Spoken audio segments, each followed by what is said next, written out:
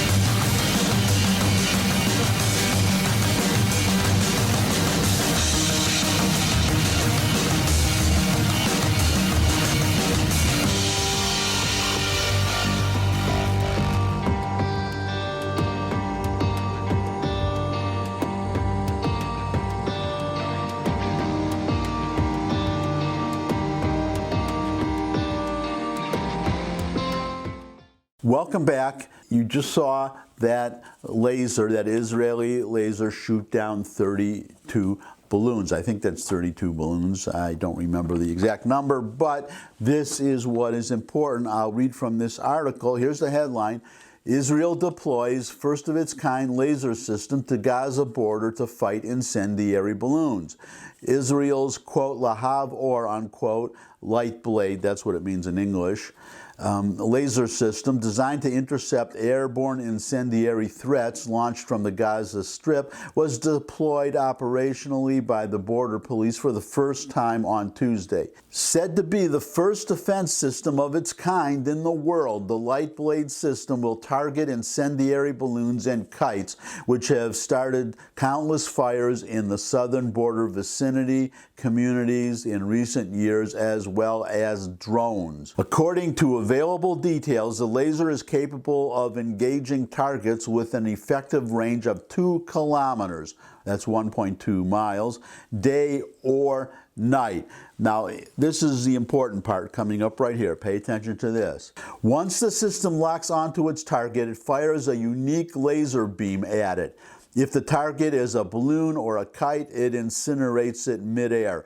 If the target is a drone, the laser burns parts of it until it crashes. Why is this important? You're going to see in a second in another video, because the essential element of this new system, this laser system, shooting down 32 balloons is, first of all, it doesn't cost anything. It costs, I think, $1 or $3 a shot to fire a laser, compared to $50,000, or maybe it's down to $38,000, I think I read in one article. But it costs a lot of money to shoot down an enemy missile with another missile. But lasers cost nothing, and as you just saw in that video, this was capable, this new device, of shooting down 32 in very rapid succession. Now imagine a more powerful system able to shoot down rockets.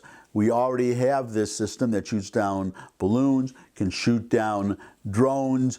Let's just work our way up to missiles. And this is where the implications lie, both for the Israelis and for us, because we're going to have to perhaps shoot down a whole lot of Chinese missiles to defend Taiwan, because it looks increasingly like the Chinese are preparing to attack Taiwan, or that they could potentially do it one day. One indication is they used to talk about the peaceful reunification of Taiwan and China. Now they just talk about the reunification. They leave the word peaceful out, and there are also their activities in the South China Sea. As I said, this will be gone into in more detail in a future video. My only point now is that what the Israelis are developing has great potential for us. So I want you to watch this other video about the technology that the Israelis are developing. Watch the video.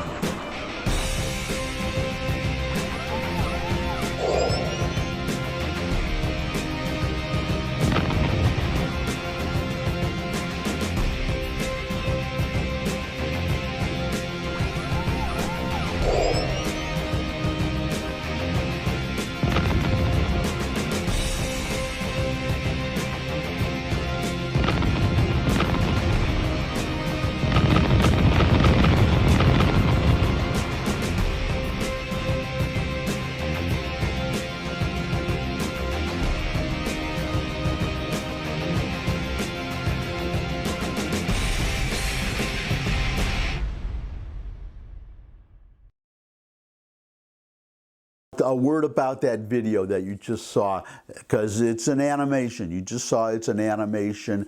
So we have to compare it with animations that we see from Iran. Every so often, the Iranians will release a video showing some weapon that they say that they are developing that will destroy Israel, and then you see the weapon being deployed, and then we see Israel disappearing, or all kinds of horrible weaponry falling on Israel.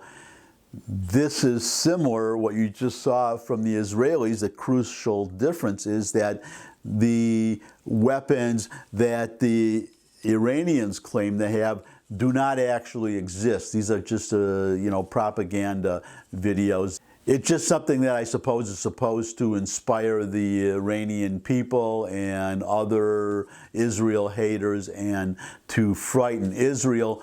But those weapons that you see animations of from the Iranians probably don't exist. But when the Israelis create an animation, because they sell their weaponry. You have to remember that. They sell their weapons to other countries all around the world. Point being that you can be sure that that weapon either exists or it's going to, and we're seeing it, as we just saw in that first video, being deployed on a small scale. But think of the second video of a whole battery of these lasers shooting down a virtually unlimited number of rockets and missiles. Small, cheap Hezbollah missiles, precision missiles, and even ballistic missiles from Iran.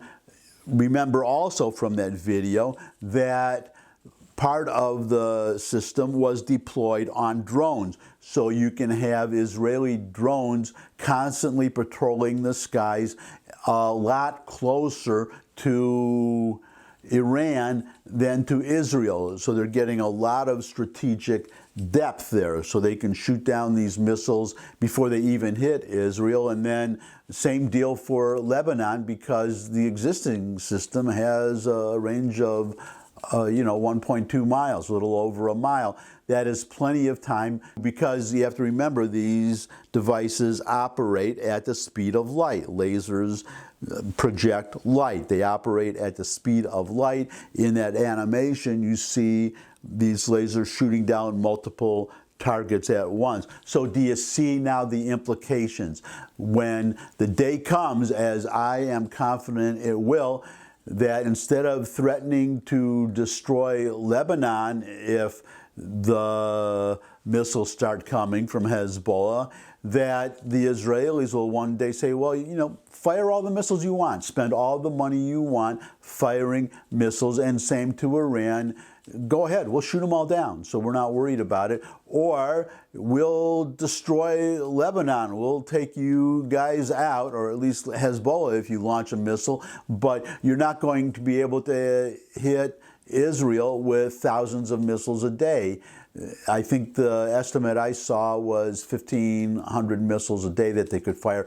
That's not going to happen if this system gets developed. But again, same implications for us. Imagine us having a whole bunch of these lasers and, say, a missile being launched from North Korea.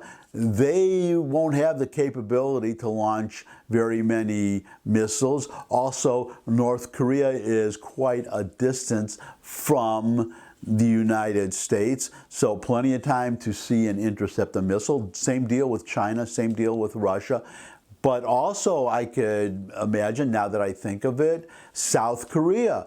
South Korea, there are all these small, just as Hezbollah has these rockets aimed at Israel, the North Koreans have a lot of rockets and artillery pieces aimed at South Korea. So the South Koreans have this system from the Israelis, which I am sure Israel will be happy to sell them, and India to deal with China, and maybe the Ukraine to deal with Russia.